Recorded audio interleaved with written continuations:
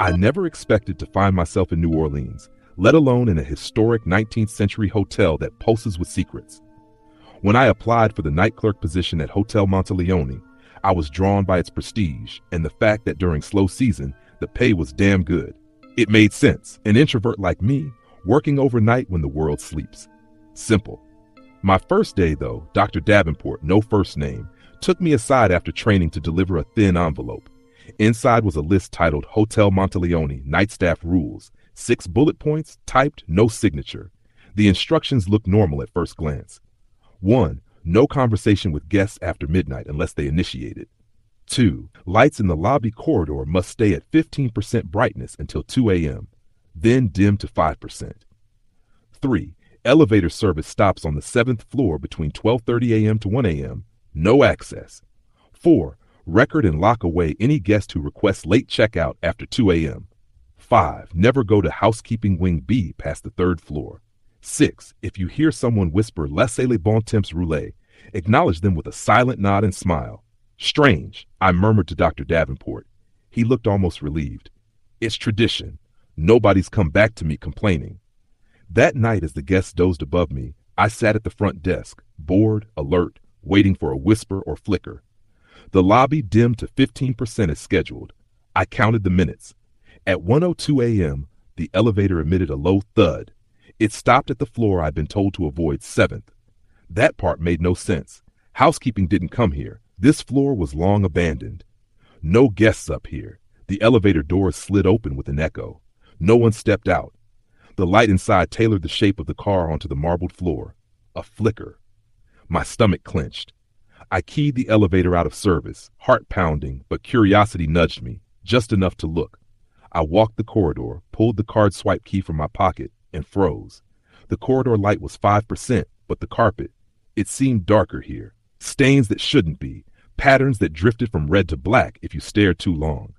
Then, at the far end of the hall, my name appeared, carved in the wood paneling. Daniel. I dropped the card, swore it clattered loud. At the end, nothing moved. No breeze, no footsteps. I fled, racing down the stairs, back to the lobby. I flicked the brightness back to 15% and sat trembling as the clock hit 2 a.m. Just then, in the quiet that followed, I heard it, whispering, breathy, from the corridor. Laissez les bons temps rouler, it sighed. My soul froze. I raised my head through the glass doors of the lobby to the silent corridor, empty but for a figure, a man in black, hat pulled over his face, tall and still. He didn't speak again. I nodded without thinking. The figure simply tipped his head. He vanished. My radio crackled. Housekeeping wing B. A cleaning cart? My heart sank.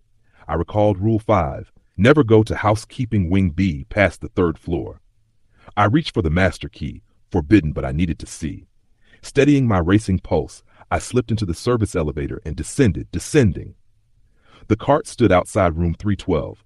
The door opened. A slender figure inside, gray-haired woman in a crimson gown, hunched, hands still on the bedspread. She turned slowly, and there were no eyes, just black pits. She whispered, "Do you want to see?" A scream lodged in my throat. I slammed the door, backed away. The elevator doors shut. I stayed, curled against the wall, pressing the emergency stop isn't allowed, but I had to. Lights flickered. Finally, it arrived at the lobby. I stumbled out, gasping. The lobby clock read 3:13 a.m. I crashed into my desk chair, heart roaring. No radio contact, no other attendants. Hotel Monteleone was deafeningly alone. I could hear water drops from the ceiling somewhere down toward the corridors beyond the lobby. I started to wonder, what have I done? The rest of the shift was a haze. I locked my notes, sealed them in an envelope labeled shift report, per the instructions I'd later understood. Always note any incident and lock it away with no mention of rules. I left the lobby at sunrise. At home, I couldn't sleep. The whisper, the void eyes, the figure in black, they haunted me. And I knew this was only the beginning. We're off to a chilling start. I told myself I wouldn't return. After that first shift at Hotel Monteleone, I sat in my apartment for hours, replaying every whisper, every flicker of light, every breathless second. But the envelope waited on my nightstand, my next scheduled shift. I'd already signed the contract. Breaking it meant owing 3 months' wages, an amount I couldn't afford. Worse, part of me, against all logic, wanted to go back. The second night began quietly enough. I arrived just before 11 p.m. Dr. Davenport greeted me with a thin smile and passed me a fresh set of the rules. Same 6 points. He said nothing else. I settled at the front desk, reviewing the guest book. The Monteleone was unusually full for a Monday. Tourists drawn by the allure of an authentic, haunted hotel. They didn't know the half of it. At 12:15 a.m., I dimmed the lobby corridor lights to 15%, fingers trembling slightly. The memory of the black-eyed woman in housekeeping wing B refused to fade. 12:30 a.m. came. I prepared to key out the elevator again, but stopped. The brass car had already moved, its lights flickering as it ascended on its own. I stared, dread curdling my gut. Floor after floor lit up, 3, 4, 5, 6, 7. The car stopped there, doors hissing open. I waited, watched, no movement on the camera feed. I reached for the radio to report it, then remembered the warning. No mention of rules over radio, no exceptions. At 12:38 a.m., the elevator descended on its own. As it passed the lobby, I heard it, a low, hollow thud, almost like a heartbeat. Thud, thud. Then I saw them. 2 small wet footprints, child-sized, leading from the elevator to the main hallway. I forced myself to stand.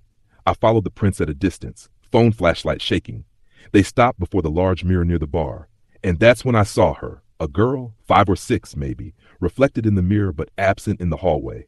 She wore a faded white dress, her mouth slightly open as though mid-sigh. Her eyes locked onto mine through the glass. Then her reflection smiled. I did not. She lifted one finger, beckoning. The glass cracked, a thin fracture running across its center. I gasped, stumbled backward. When I looked again, she was gone. A voice behind me whispered, "Laissez les bons temps rouler." I spun around. The figure in black stood there again, closer this time. I forced a nod, trembling, throat dry. He inclined his head just as before, then turned sharply and strode down the darkened hall. I didn't follow. I couldn't. The clock read 1:03 a.m. I slumped behind the desk, heart racing. Something had changed tonight. Moore was awake now. At 1:20 a.m., an alert blinked on my terminal. Room 714. Guest request, late checkout. My blood turned cold. Rule 4. Record and lock away any guest who requests late checkout after 2 a.m. But this came before 2 a.m. Did it count? I hesitated. Against instinct, I answered via the hotel app. Request noted. No reply. A second later, the lights dimmed again. My monitor flickered, showing a distorted static-filled image of floor 7. I saw a figure standing in front of room 714. A tall, thin man in an old suit, skin gray as ash. His mouth moved slowly. No sound. The camera feed cut out. I grabbed my logbook and scribbled every detail, timestamp, room number, description. Sealed the page in a blank envelope. The hotel had made one thing clear. If you survived the shift, record everything you saw. At 2:02 a.m., the lobby lights auto-dimmed to 5%.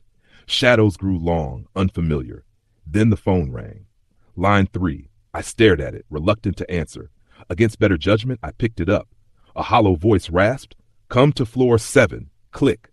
I dropped the receiver, heart hammering. The elevator dinged, floor 7 again. It was calling me. For reasons I still can't explain. Fear, morbid curiosity, some unseen compulsion. I took the stairs instead, clutching my flashlight like a weapon. Floor 7's air was different. Heavy. The lights flickered, a single emergency bulb casting long, skeletal shadows. Room 714's door was ajar. No sound from within. I approached, every nerve screaming to run. Inside, empty. No furniture, no bed, just faded wallpaper and the overwhelming scent of mildew. But on the far wall, written in wet, dripping letters, was one sentence. "You are part of us now." Behind me, the door slammed shut. I lunged for it, locked. I pounded, shouted. No response. My flashlight flickered, died. The room plunged into darkness, and then they came. I heard the soft shuffle of bare feet, dozens, breaths thick and wet, filling the air. Faint whispers rose. "Join us, stay forever, let the good times roll." Ice-cold hands brushed my neck. I screamed. Blindly, I shoved at the door. It burst open. I stumbled into the hall, gasping. A dozen shadow figures receded into the darkness behind me. I fled down the stairwell, taking 3 steps at a time, heart pounding like a drum. By the time I reached the lobby, the lights had returned to 15%. The clock read 3:13 a.m. Dr. Davenport stood at the desk, unsmiling. "You went upstairs," he said flatly. I opened my mouth to speak. He held up a hand. No explanation. Write it down. Lock it away. I obeyed, hands shaking. Before leaving, I dared ask, what happens if I quit? He looked at me for a long, cold moment. You don't. Then he walked away. After my second night, I went home and sat in my shower, fully clothed, for over an hour. No matter how hot the water ran, I couldn't shake the cold. The hands, those invisible, clawing fingers on floor 7, had left a deeper mark than I wanted to admit. I told myself, don't go back, burn the contract, run. But when I woke at sunset, the same thin envelope was waiting on my doorstep. I hadn't given anyone my home address. Inside, a new list of the same 6 rules, printed and unsigned, and beneath it, scrawled in trembling pencil, tonight begins the 444 test. I had no idea what that meant. There was no 7th rule. Nothing in the documents or employee handbook ever mentioned it. Still, I couldn't resist. I returned to the hotel. Something deeper than curiosity pulled me there now, or maybe I already belonged to it. Dr. Davenport wasn't there this time. The night shift manager was a woman named Claire, a wiry figure with deep circles under her eyes. She avoided small talk, just handed me the keys and the rules, then vanished into the office behind the concierge desk. The lobby was unusually busy. People in vintage costumes roamed through for a roaring 20s party upstairs. They laughed and drank in the carousel bar, oblivious to the things that moved unseen among them. I performed the opening routines, watching the minutes bleed away. 12:30 a.m., right on cue, the elevator began moving again. I watched on the flickering camera feed as it glided toward floor 7, paused and opened its doors. No one got in, no one got out. But this time the camera feed stayed black for a full 3 minutes before returning. Then a second alert popped up on my monitor. Unknown activity detected, housekeeping wing B, 4th floor. I stiffened. Rule 5 was clear. Never go to housekeeping wing B past the 3rd floor. I flipped through the internal camera feeds. Floor 4 housekeeping wing B was dead. A single cart sat at the end of the hallway, but it was upside down, its wheels slowly spinning. And there was something else. A tall skeletal figure hunched in front of one of the linen closets. I couldn't see its face. It was eating something, tearing at it with long fingers. I killed the feed. 1:44 a.m. The phone rang. Line 7 this time. No one ever used line 7. I picked it up with shaking hands. 4:44. A click. I checked my watch.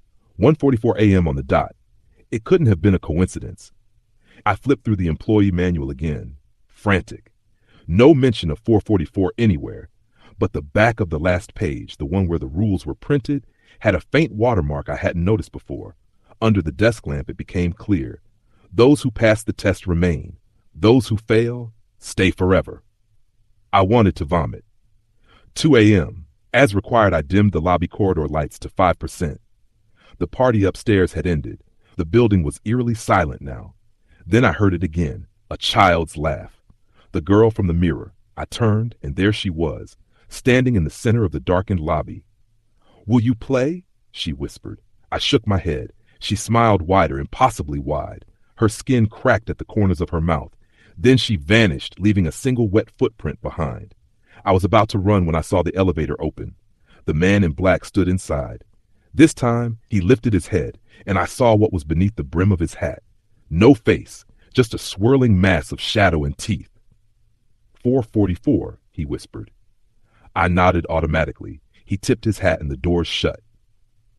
I checked the time obsessively. The clock ticked slower now. I watched the second hand skip and stutter. The lobby's antique grandfather clock chimed once, then again, 3 times. But the time on my watch still read 3:13 a.m. The room seemed to thicken. My movement slowed, as though pushing through syrup. I heard footsteps behind me, but when I turned, there was only a dark stain spreading across the marble floor, shaped like a human silhouette. The phone rang again. Line 7. I hesitated, but answered. "It is almost time.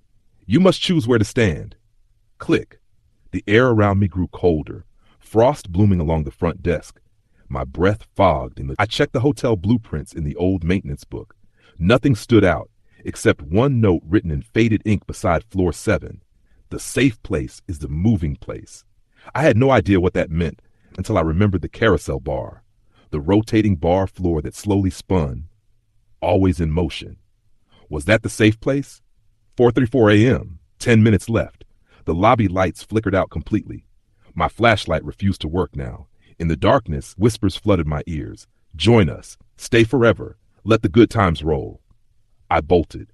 I ran through the blackened lobby, feeling unseen hands claw at my jacket. The carousel bar was dark too, but the circular platform was still moving, rotating slowly. I leapt onto it, heart racing. At 4:44 a.m. exactly, the air shifted. An unnatural hum filled the building. The walls seemed to breathe, expanding and contracting. The darkness thickened into shapes, dozens of them, lining the edges of the room. Figures from floor 7, figures from housekeeping wing B, the eyeless woman in red, the child, the man in black. They all stood silently, watching me as I circled past them again and again on the moving platform. If I had stepped off, I knew instinctively I wouldn't be leaving the hotel. Ever. The carousel kept spinning. My vision blurred. My legs grew numb. I fought to stay upright. Finally, the hum faded. The figures melted into the shadows. The first trace of dawn's light seeped into the stained glass windows. The carousel slowed to a stop. I staggered off it, trembling, and collapsed behind the front desk. The clock now read 5:01 a.m. Claire appeared from the office as if nothing had happened. She surveyed me, nodding once. You survived, she said softly. Not everyone does. I could barely speak. What happens if I fail next time? I whispered. She gave a cold smile. There won't be a next time for you if you do. Then she handed me a new envelope, the same 6 rules. But this time a 7th had been added. SHA 7. Between 4:44 a.m. and 5 a.m., stay in the moving place. Never stop moving. I thought I'd felt fear before. The hands in the dark, the whispers, the child in the mirror. But nothing compared to the dread that washed over me as I read the updated rules after surviving the 4:44 test. Rule 7. Between 4:44 a.m. and 5 a.m., stay in the moving place. Never stop moving. I'd barely survived out of dumb instinct. Now the hotel was changing the game. I spent the entire day in my apartment researching Hotel Monteleone. Most articles talked about the hauntings, the ghost of a child named Maurice who died there, the old elevator that moved on its own, shadow figures. None of it surprised me anymore. But on an obscure message board, I found a post dated from 2010. It had since been deleted, but a cached version remained. The post's title chilled me. The rules of the hotel weren't always 7. Once there were 9.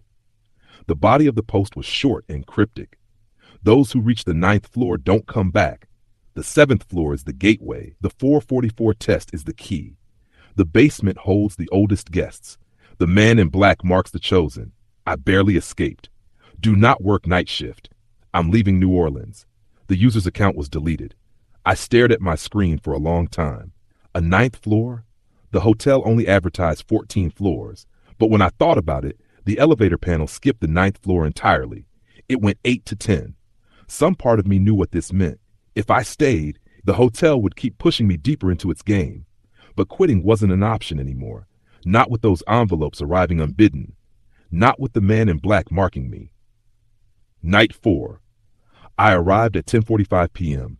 The air was thick with humidity, though the forecast called for dry skies. Claire was waiting behind the desk. Her face looked paler than before, eyes sunken. You need to listen, she said without preamble. You passed the test. Now it escalates. Escalates how? I asked, voice hoarse. She hesitated, glancing toward the darkened hallway beyond the lobby. You may be invited to the 9th floor soon. If that happens, you must refuse. Say you're not ready. Only say that. I swallowed hard. Has anyone made it back from the 9th floor? I asked. Her eyes said everything. No, she whispered. Then she slid an envelope toward me. Tonight, you'll get an additional guest. What do you mean? You'll see. 11 p.m. The lobby was nearly empty. I began my rounds early, trying to distract myself. At midnight, the usual flickering began. I dimmed the lights to 15%. 12:30 a.m., the elevator activated by itself again. This time, it didn't stop on the 7th floor. It hovered at 9, though the button wasn't labeled and the floor shouldn't have existed. I stared in disbelief.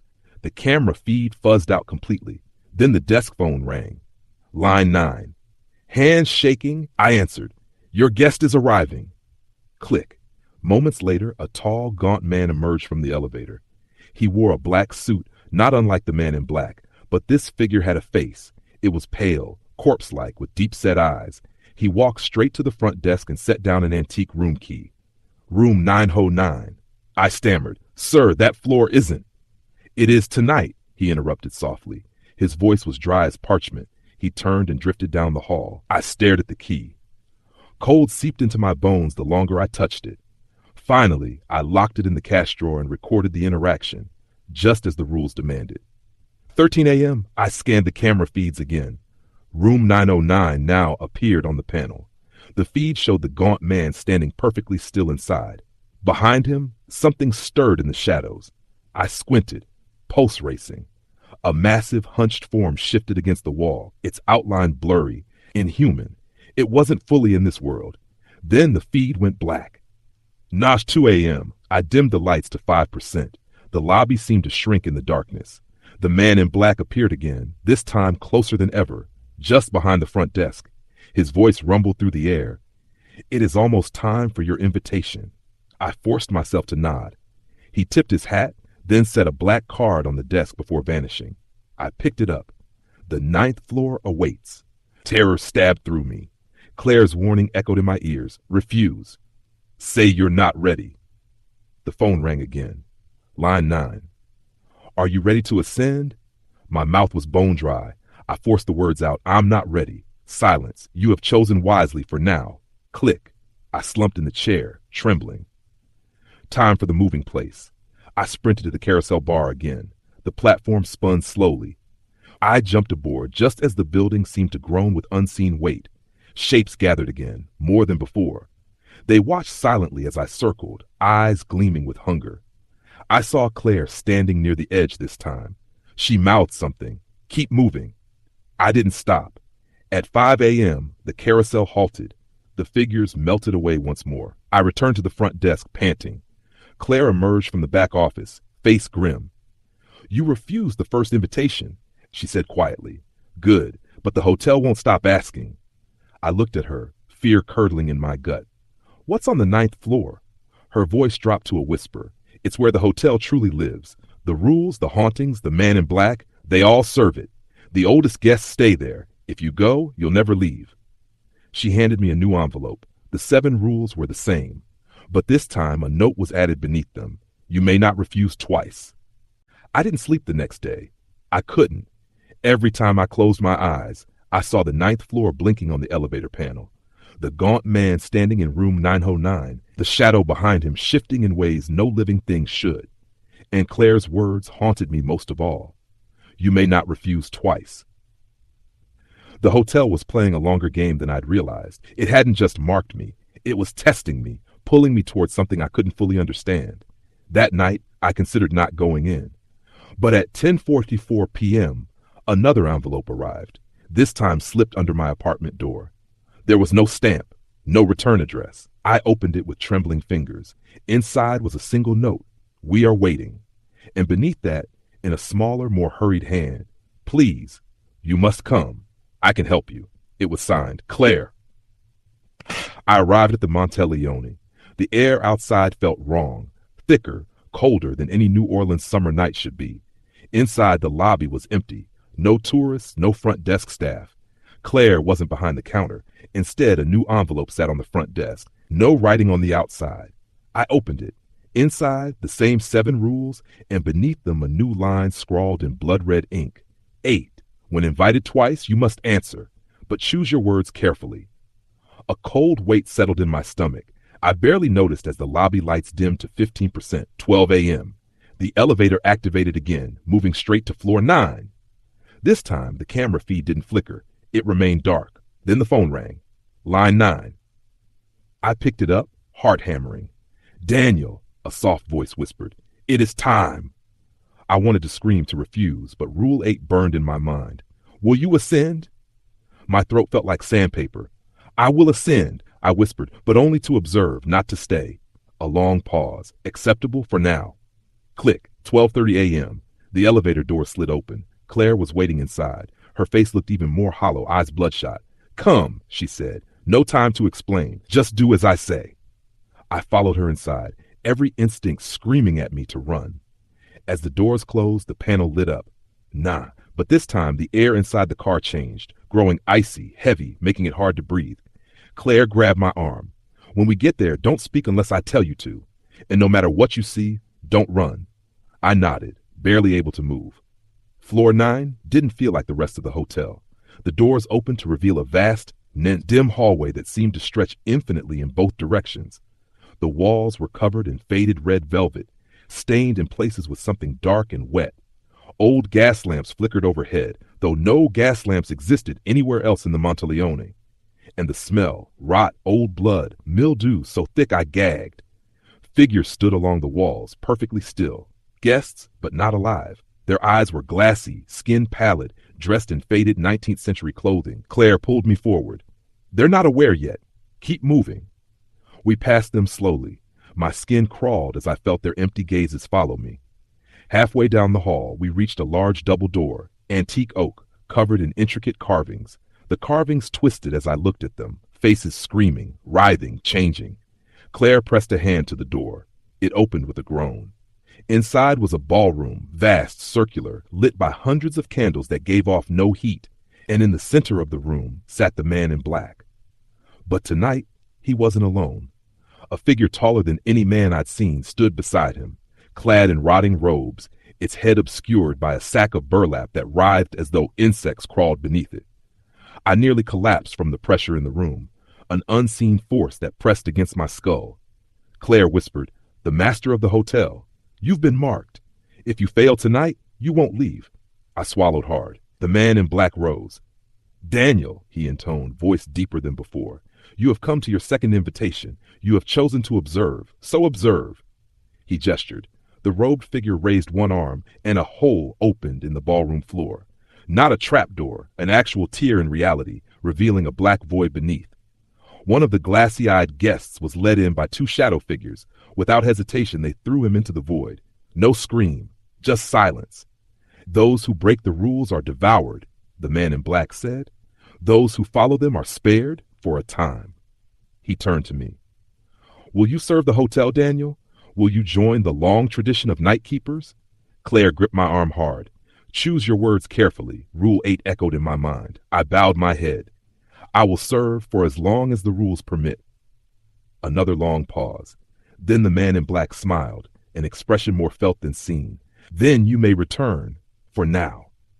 The ballroom vanished in a blink. I found myself back in the lobby, alone. It was 4 a.m. Claire appeared beside me, pale and shaking. "You spoke well," she whispered. "You bought yourself time, but the hotel won't stop." I finally demanded, "Why are you helping me?" She looked away, voice tight. "Because I failed once. I went beyond the rules. Now I'm trapped here, but maybe you can still escape." Before I could ask more, she pressed an old key into my hand. "Basement, maintenance door 3. If you want answers, go there tomorrow, not tonight." The carousel bar began to rotate on its own. 4:54 a.m. I sprinted aboard, heart pounding as shapes gathered again at the edges of the lobby. But this time, they felt hungrier, closer. I kept moving until 5 a.m., when the carousel slowed and the figures vanished. At dawn, I stumbled out of the hotel, key clenched tight in my fist. The next step was clear.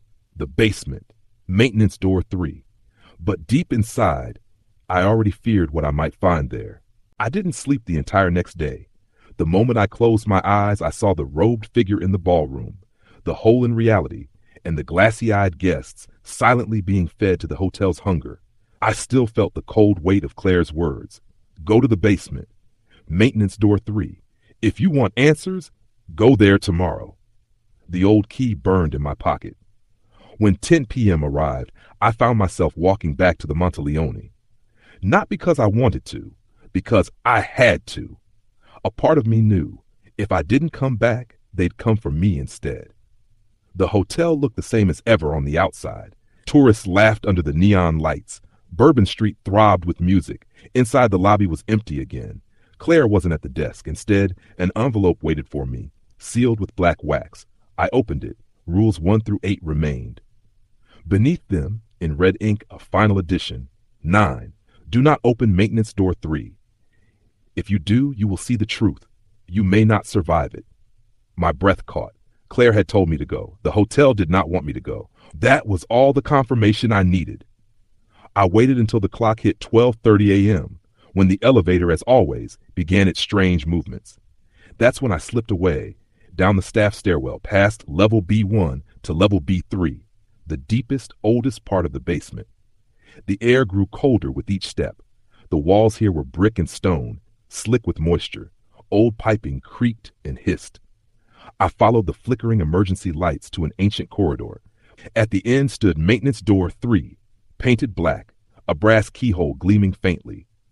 I pulled out the old key.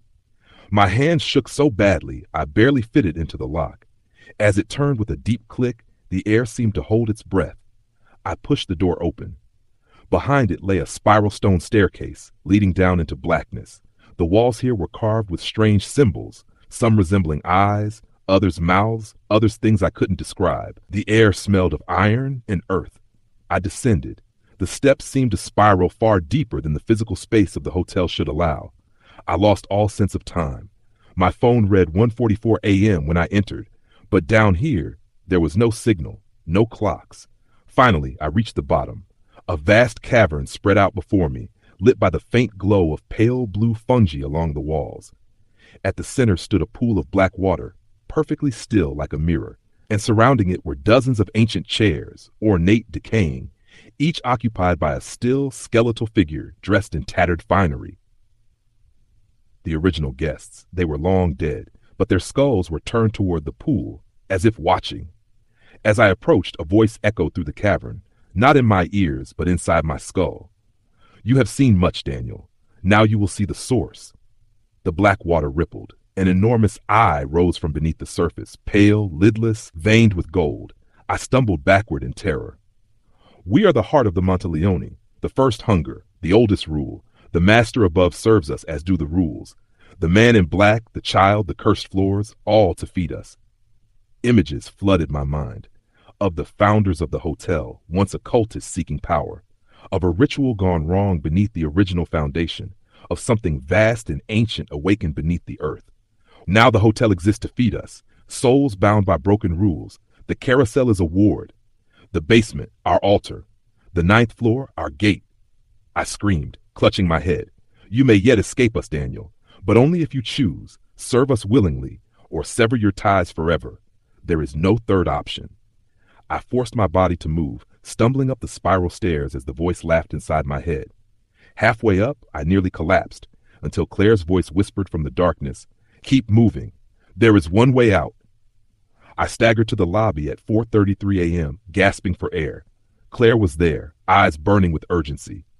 "You must survive the 444 test one last time," she said. "But this time, the hotel will throw everything at you. If you endure, you can choose to break free." The carousel had already begun to spin. Shapes gathered, hundreds of them now. The man in black, the child, the skeletal guests, the figures from floor 9. If you stop moving, even for a second, you are theirs. I leapt aboard as the carousel spun faster and faster. The figures whispered, "Join us, stay forever, feed the hunger." 44 a.m. struck. The air thickened. The figures pressed closer, reaching for me with cold skeletal fingers. The man in black appeared on the platform itself this time, grinning. "Last chance, Daniel. Serve us willingly. You will never hunger, never die." I met his gaze, heart pounding. "I choose to be free." A terrible shriek tore through the lobby, high, keening, unnatural. The carousel shuddered, spinning wildly. The figures screamed, recoiling. The man in black's grin twisted in rage. "So be it. But you will always hear us." The carousel slowed to a halt. The figures were gone. The man in black had vanished. The air felt lighter. Claire helped me off the platform. "You did it," she whispered, tears in her eyes. "You broke free." I looked at her, shaking. "What about you?" She smiled sadly. "I cannot leave, but I can rest easier knowing one of us escaped." She pressed a final envelope into my hand. "Go. Don't come back. Burn this." I stumbled out into the dawn light, half mad, half alive. At home, I opened the envelope. Inside was a single note. "If you ever hear the carousel music in the dark, run." That was 3 weeks ago. I quit my job, moved across the country. Most nights I sleep fine, But sometimes just before dawn, I swear I hear the faint sound of carousel music beneath the floorboards. And when I do, I don't sleep at all. Because I know the Hotel Monteleone never truly lets go of its guests. And the hunger is eternal. The end.